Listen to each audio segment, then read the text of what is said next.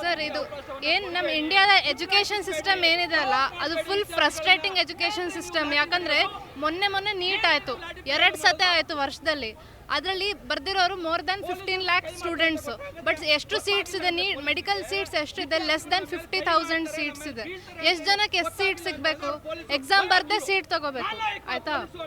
Exam ಬರ್ದಿಲ್ಲ, pass ಆಗಿಲ್ಲ ಅಂದರೆ management ಸೀಟ್ಸಿಗೆ ಹೋಗ್ತಾರೆ. 1 ವರ್ಷಕ್ಕೆ ಎಷ್ಟು ಫೀಸ್ ಅಂತೀರಾ? MBBSಗೆ 1 ವರ್ಷಕ್ಕೆ 20 ಲಕ್ಷ 10 ಲಕ್ಷ ಫೀಸ್ ಇಟ್ಟರೆ ಬಡವ್ರು ಎಲ್ಲಿಂದ ಓದ್ಬೇಕು ಸರ್? ಮತ್ತು ಇದಕ್ಕೆ ಪ್ರೊಟೆಸ್ಟ್ ಮಾಡಿದ್ರೆ ಡೆಲ್ಲಿಯಲ್ಲಿ ಇಂಟರ್ನೆಟ್ ಸರ್ವಿಸಸ್ನ ಬಂದ್ ಮಾಡಿದ್ದಾರೆ. ಅಲ್ಲಿ ಡೆಲ್ಲಿಯಲ್ಲಿ ಪ್ರೊಟೆಸ್ಟ್ ಮಾಡ್ತಿದ್ರೆ ಯಾರಾದರೂ ಒಬ್ರಿಗೆ ಫೋನ್ ಮಾಡ್ಬೇಕು, ಏನಾದರೂ ಬಿದ್ದೋಗಿದ್ದಾರೆ ಅಂದರೆ ಫೋನ್ ಸರ್ವಿಸ್ ಇಲ್ಲ. ಅದೆಲ್ಲ ಇವ್ರಿಗೆ ಯಾರು ಕೊಟ್ಟಿದ್ದಾರೆ right? How they can disconnect internet services? ಎಮರ್ಜೆನ್ಸಿಯಲ್ಲಿ ಹೆಂಗೆ ಇದು ಮಾಡೋಕ್ಕಾಗುತ್ತೆ? ಒಬ್ರು ಯಾರೋ ಪ್ರೊಟೆಸ್ಟ್ ಮಾಡ್ತಿದ್ದಾರೆ, ಆ ಕಾಸಿಗೆ ಹಂಗೆ ಸ್ಟ್ರೈಕ್ ಮಾಡ್ತಿದ್ದಾರೆ ಅಂದರೆ ಅದಕ್ಕೆ ನೀಟಾಗಿ ರೆಸ್ಪಾಂಡ್ ಮಾಡಬೇಕು. ಅವ್ರನ್ನ ತ್ವರಿತವಾಗಿ ಹೋಗಿ ಸೋನಂ ವಾಂಗ್ಚುಕ್ ಸರ್ನ ಹಾಸ್ಪಿಟ್ಲಲ್ಲೇ ಅಡ್ಮಿಟ್ ಮಾಡಿದ್ದಾರೆ. ಅದು ಆಗಲೇ ಇಂಟರ್ನೆಟ್ನ ಸಸ್ಪೆಂಡ್ ಮಾಡಿದ್ದಾರೆ, ಟಿಯರ್ ಗ್ಯಾಸ್ನ ಇದು ಮಾಡಿದ್ದಾರೆ, ಲಾಠಿ ಚಾರ್ಜ್ ಮಾಡಿದ್ದಾರೆ. ಎಷ್ಟೊಂದು ಜನಕ್ಕೆ ಬ್ಲಡ್ ಎಲ್ಲ ಬಂದು ತುಂಬ ಸೀರಿಯಸ್ ಆಗಿದೆ. ಇದೆಲ್ಲ ಯಾರು ಅಕೌಂಟಬಿಲಿಟಿ ತಗೊತಾರೆ? ಇಂಡಿಯಾದಲ್ಲಿ ಎಜುಕೇಷನ್ ಸಿಸ್ಟಮ್ ಎಷ್ಟು ಖರಾಬ್ ಆಗಿದೆ ಅಂದರೆ, ಧರ್ಮೇಂದ್ರ ಪ್ರಧಾನ್ ಸರ್ ಅವ್ರ ಮಗಳು ಅವ್ರು ಫಾರಿನಲ್ಲಿ ಓದ್ತಿದ್ದಾರೆ. ಅವ್ರು ಎದಕ್ಕೆ ಇಂಡಿಯಾದಲ್ಲಿ ಅವ್ರ ಪರ್ಸ್ನಲ್ ಇದೆ, okay, but why they are not studying in India? ಅವ್ರಿಗೆ ಗೊತ್ತಿದೆ ಫಾರಿನಲ್ಲಿ ಬೆಟರ್ ಇದೆ ಅಂತ. ನೀವು ಇದರಲ್ಲೇ ಅನ್ಕೊಳ್ಳಿ ನಮ್ಮ ಇಂಡಿಯಾ ಎಜುಕೇಷನ್ ಸಿಸ್ಟಮ್ ಎಷ್ಟು ಖರಾಬ್ ಆಗಿದೆ ಅಂತ. ಏನಿವತ್ತು ವಿದ್ಯಾರ್ಥಿಗಳ ಒಕ್ಕರಳ ಕೂಗು ಏನು ಅಂತ ಹೇಳಿದ್ರೆ, ಈ ಒಂದು ಅಕೌಂಟಬಿಲಿಟಿ ಇಲ್ಲದೆ ಇರತಕ್ಕಂಥ ಕೇಂದ್ರ ಸರ್ಕಾರದ ಒಬ್ಬ ಅಧ್ಯಕ್ಷ ಶಿಕ್ಷಣ ಸಚಿವ ಧರ್ಮೇಂದ್ರ ಪ್ರಧಾನ್ ರಾಜೀನಾಮೆ ನೀಡಬೇಕು ಅಂತ 23 ದಿವಸದಿಂದ ಹೋರಾಟಗಳು ಮಾಡ್ತಿದ್ರೆ, ನೀವು ಅದನ್ನು ಕೂತ್ಕೊಂಡು ಅಣಕ ಮಾಡಿಕೊಂಡು ಯಾವುದೇ ರೀತಿಯ ಸಂಧಾನಕ್ಕೆ ಮುಂದಾಗದೆ ನೀವು ಒಂದು ಯುವ ಜನರನ್ನು ತಾತ್ಸಾರ ಮಾಡ್ತಕ್ಕಂಥ ಕೆಲಸವನ್ನು BJP ಸರ್ಕಾರ ಮಾಡಿದೆ. ಏನು ಇವಾಗ ನೀವು 10 ವರ್ಷದಿಂದ ಧರ್ಮದಲ್ಲಿ ಓಟ್ಗಳನ್ನು ತಗೊಂಡಿದ್ದೀರಿ, ಇವತ್ತು ಹುಡುಗರುಗಳಿಗೆ ಅದೇ ಹುಡುಗರು ನಿಮ್ಗೆ ಯಾರು ಓಟ್ ಹಾಕಿದ್ರೋ ಅವ್ರಿಗೆ ಧರ್ಮದ ಏಟನ್ನು ಕೊಡ್ತಾ ಇದ್ದೀರಾ. ಎಲ್ಲರೂ ಜಾಗೃತರಾಗ್ತಾ ಇದ್ದಾರೆ. ಯಾಕಂತ ಹೇಳಿದ್ರೆ ಇವತ್ತು ಏನು ಈ ದೇಶದಲ್ಲಿ 152 ಎಕ್ಸಾಮ್ಗಳು ಫೇಲ್ಯೂರ್ ಆಗಿದೆ, ಕ್ವಶನ್ ಪೇಪರ್ಗಳು ಲೀಕ್ ಆಗಿದೆ. ಕೇಂದ್ರ ಸರ್ಕಾರದ ಅಧೀನದಲ್ಲಿ ಬರ್ತಕ್ಕಂಥ 40 ಪರೀಕ್ಷೆಗಳು ಪೇಪರ್ ಲೀಕ್ ಆಗಿದೆ.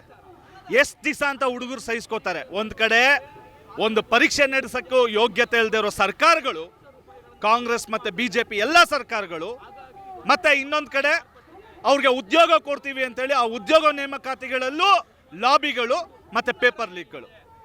ಎಷ್ಟು ದಿವಸ ಅಂತ ಸಹಿಸ್ತಾರೆ ಇದನ್ನು? ಈ ಒಂದು ಅಕೌಂಟಬಿಲಿಟಿಯನ್ನು ತಗೊಳ್ಳೋದ್ರಲ್ಲಿ ಕೇಂದ್ರ ಸರ್ಕಾರ ವಿಫಲ ಆಗಿರೋದ್ರಿಂದ ಇವತ್ತು ಹುಡುಗರುಗಳು ಬೀದಿಗಿಳಿದಿದ್ದಾರೆ. ಆ ಹುಡುಗರುಗಳಿಗೆ ನೀವು ಅಮಾನುಷವಾಗಿ ಪಾರ್ಕ್ಗಳಲ್ಲಿ ಅಲ್ಲಿ ಇಲ್ಲಿ ಹೋಗಿ ಹುಡುಕಿ ಹೊಡಿತಾ ಇದ್ದೀರಾ. ಇವತ್ತು ಇದು ಅತ್ಯಂತ ಖಂಡನಾರ್ಹ. ಇದು ಒಂದು ಬೇಜವಾಬ್ದಾರಿ ನಡೆ. ಮುಂದಿನ ಯುವ ಭಾರತ ನಿಮಗೆ ತಕ್ಕ ಪಾಠವನ್ನು ಕಲಿಸ್ತಾರೆ. ಯಾಕಂದರೆ ಕೇಳ್ತಾ ಇರೋದು ಒಂದು ಅಕೌಂಟಬಿಲಿಟಿ. ಈ ದೇಶದಲ್ಲಿ ಕಳೆದ 10 ವರ್ಷಗಳಲ್ಲಿ ಅಕೌಂಟಬಿಲಿಟಿ ಅನ್ನೋದು ಹೋಗ್ಬಿಟ್ಟಿದೆ. ಮತ್ತು ಕೆಲವು ಮಾಧ್ಯಮಗಳು ನಿರಂತರವಾಗಿ ಪ್ರಧಾನಿ ಮೋದಿ ಅವ್ರನ್ನ ಪ್ರೆಸ್ ಮೀಟ್ ಮಾಡಿ ದೇಶದ ವಿದ್ಯಮಾನಗಳ ಬಗ್ಗೆ ಕೂರಿಸ್ಕೊಂಡು ಮಾತಾಡಿದ್ರೆ ಗೊತ್ತಾಗ್ತಿರೋದು. ಮನ್ ಕಿ ಬಾತ್ ಮಾಡಿಕೊಂಡು ನೀವೆಲ್ಲ ಮಂಕಿ ಮಾಡಿಬಿಟ್ಟಿದ್ದೀರ ಜನಗಳನ್ನ. ಮನ್ ಕಿ ಬಾತ್ ಬೇಡ ಸ್ವಾಮಿ ಮೋದಿ ಅವರೇ, ಇನ್ಮೇಲೆ ಜನ್ ಕಿ ಬಾತ್ ಮಾತಾಡಿ, ಜನರ ಬಾತನ್ನು ಕೇಳಿ. ನೀವು ಅವ್ರ ಹತ್ರ ನೀವು ಹೋಗ್ಬಿಟ್ಟು ನೀವು ಹೇಳೋದನ್ನ ನಾವು ಕೇಳಿ ಸಾಕಾಗಿದೆ. ಇನ್ಮೇಲೆ ನೀವು ವಿದ್ಯಾರ್ಥಿಗಳ ಮಾತನ್ನು ಕೇಳಿ. ವಿದ್ಯಾರ್ಥಿಗಳು ಏನು ಬಯಸ್ತಾ ಇದ್ದಾರೆ, ಈ ದೇಶದ ರೈತರು ಏನು ಬಯಸ್ತಾ ಇದ್ದಾರೆ, ಈ ರೈತರ ಮಹಿಳೆಯರು ಏನು ಬಯಸ್ತಾ ಇದ್ದಾರೆ, ಅದರಂತೆ ಕೆಲಸ ಮಾಡಿ. ನಿಮ್ಮ ಯೋಜನೆಗಳು ನೀವೆಲ್ಲ ಏನು ಅಂದರೆ ಮೇ ನಹಿ ಕಾವುಂಗ ನಾ ಕಾನೆ ದುಂಗ ಅಂತ ಹೇಳ್ಬಿಟ್ಟು ತಿಂದು ತೇಗ್ತಾ ಇದ್ದೀರಾ ಎಲ್ಲ ಸೇರಿಕೊಂಡು. ಮುಂದಿನ ಯುವ ಭಾರತವನ್ನು ಎಲ್ಲರೂ ಹಾಳು ಮಾಡ್ತಾ ಇದ್ದೀವಿ. ದಯವಿಟ್ಟು ಎಲ್ಲ ಮಾಧ್ಯಮ ಮಿತ್ರರು, ಪ್ರಗತಿಪರ ಸಂಘಟನೆಗಳು ಪಕ್ಷಾತೀತವಾಗಿ ಇವತ್ತೇನು ಎಲ್ಲ ಹುಡುಗರು ಬೆಂಬಲಕ್ಕೆ ನಾವೆಲ್ಲರೂ ಇಲ್ಲಿ ಬೆಂಗಳೂರಿನಲ್ಲಿ ನಿಂತಿದ್ದೀವಿ. ದಯವಿಟ್ಟು ಇನ್ನಾದರೂ ಈ ಒಂದು ವ್ಯವಸ್ಥೆ ಅಂತಕ್ಕಂಥದ್ದು ಬದಲಾಗಲಿ, ಅಕೌಂಟಬಿಲಿಟಿ ಅನ್ನೋದು ಬರಲಿ. ಯುವ ಭಾರತದ ಭವಿಷ್ಯದ ಭಾರತಕ್ಕೆ ನೀವೆಲ್ಲರೂ ಮಾದರಿ ಆಗ್ತಕ್ಕಂಥ ಒಂದು ನಡೆಯನ್ನು ಎಲ್ಲರೂ ಅನುಸರಿಸಬೇಕು ಅನ್ನೋತಕ್ಕಂಥದ್ದು ನಮ್ಮ ಆಗ್ರಹ. ಇವತ್ತು ಫ್ರೀಡಂ ಪಾರ್ಕ್ನಲ್ಲಿ ಈಗ ಮಳೆಗಾಲದ ಅಧಿವೇಶನದೊಳಗಡೆ ಮಹಿಳೆಯರ 33% ಮೀಸಲಾತಿಯನ್ನು ಜಾರಿಗೊಳಿಸಬೇಕು ಅಂತೇಳಿ ಒತ್ತಾಯ ಮಾಡ್ತಾ ಇದ್ವಿ. ಇದಕ್ಕೆ ಕ್ಷೇತ್ರ ವಿಂಗಡಣೆ ಇರ್ಬೋದು, ಜನಗಣತಿಯನ್ನು ಜೋಡಣೆ ಮಾಡ್ದೇ ಮಹಿಳಾ ಮೀಸಲಾತಿಯನ್ನು ಜಾರಿಗೊಳಿಸಬೇಕು. ಯಾಕೆ ಅಂತ ಹೇಳಿದ್ರೆ ಕಳೆದ 35 ವರ್ಷಗಳಿಂದ ಜನವಾದಿ ಮಹಿಳಾ ಸಂಘಟನೆ, ಇತರ ರಾಷ್ಟ್ರೀಯ ಸಂಘಟನೆಗಳು, ಮಹಿಳಾ ಚಳವಳಿಗಳು ಮಹಿಳಾ ಮೀಸಲಾತಿಗೋಸ್ಕರ ದೊಡ್ಡ ಮಟ್ಟದ ಹೋರಾಟಗಳನ್ನು ನಡೆಸ್ತಾ ಇದೆ. ಪಾರ್ಲಿಮೆಂಟ್ ಒಳಗಡೆ ಎಡಪಕ್ಷಗಳು ಸಹ ಹೋರಾಟಗಳನ್ನು ನಡೆಸಿರ್ತಕ್ಕಂಥ ಉದಾಹರಣೆಗಳಿದೆ. ಇದರೊಳಗಡೆ ಸಾಕಷ್ಟು ಜನ ಮಾತಾಡ್ತಾ ಇದ್ದಾರೆ ಏನಂತ, ಮಹಿಳಾ ಮೀಸಲಾತಿಯನ್ನು ಜಾರಿಗೊಳಿಸಬೇಕು ಅಂತೇಳಿ ಪಾರ್ಲಿಮೆಂಟ್ ಒಳಗಡೆ ಚರ್ಚೆ ಆದಾಗಲೆಲ್ಲ ಬೇರೆ ಬೇರೆ ಕಾರಣಗಳನ್ನು ಹೇಳ್ಕೊಂಡು ಮಹಿಳಾ ಮೀಸಲಾತಿಯನ್ನು ಅಲ್ಲಿಂದ ಇಲ್ಲಿ ತನಕ ಜಾರಿ ಮಾಡ್ದೇ ಇರ್ತಕ್ಕಂಥದ್ದು ಇಡೀ ನಾಗರಿಕ ಸಮಾಜನ ತಲೆ ತಗ್ಗಿಸ್ಕೋಬೇಕು. ಮತ್ತು ಈ ರಾಜಕೀಯ ಪಕ್ಷಗಳಿಗೆ ನಾಚಿಕೆ ಮಾನ ಮರ್ಯಾದೆ ಏನಾರು ಇದ್ದರೆ, ಈ ದೇಶದಲ್ಲಿ ಮತದಾರರ ಸಂಖ್ಯೆ ಹೆಣ್ಮಕ್ಳು ಹೆಚ್ಚಿದ್ದೀವಿ. ಸುಮಾರು 67.2% ಹೆಣ್ಮಕ್ಳು ಮತದಾರರಿದ್ದೀವಿ, 67% ಗಂಡಸರಿದ್ದಾರೆ. ಆದರೆ ಹೆಚ್ಚು ಜನ ಮಹಿಳಾ ಮತದಾರರು ಇರುವಾಗ ನಮಗೆ 50% ಮೀಸಲಾತಿಯನ್ನು ಕೊಡಬೇಕು. ಅದನ್ನು ಬಿಟ್ಟು ಇವತ್ತು ಮಹಿಳಾ ಮೀಸಲಾತಿಯನ್ನು ನಮ್ಮ ಮಹಿಳಾ ಮೀಸಲಾತಿ ಕೇಳ್ತಕ್ಕಂಥ ನಮ್ಮ ಹಕ್ಕು. ಇದನ್ನೇ ಭಿಕ್ಷೆ ಕೇಳ್ತಾ ಇಲ್ಲ. ನಾರಿ ವಂದನ ಬಗ್ಗೆ ನಾರಿ ವಂದನಂ ಅಂತ ಮಾತಾಡ್ತಾ ಇದೆ. ನಮ್ಮ ಪೂಜ್ಯ ಮನೋಭಾವದಿಂದ ನರೇಂದ್ರ ಮೋದಿ ಅವರಾಗಲಿ ಅಮಿತ್ ಶಾ ಆಗಲಿ ನಮ್ಮ ನೋಡೋದು ಬೇಡ. ನಾವು ಕೇಳ್ತಾ ಇರ್ತಕ್ಕಂಥದ್ದು ನಮ್ಮ ಹಕ್ಕು. ಮಹಿಳಾ ಮೀಸಲಾತಿಯಿಂದ ಕೊಡ್ತಕ್ಕಂಥದ್ದು ಕೇಳ್ತಕ್ಕಂಥದ್ದು ನಮ್ಮ ಹಕ್ಕು. ನಿಮ್ಮ ಭಿಕ್ಷೆ ಕೇಳ್ತಾ ಇಲ್ಲ. ನಮ್ಮ ಮತದಾರರ ಸಂಖ್ಯೆ ಎಷ್ಟಿದ್ದೀವಿ ಅಷ್ಟು ಕೇಳ್ತಾ ಇದ್ದೀವಿ.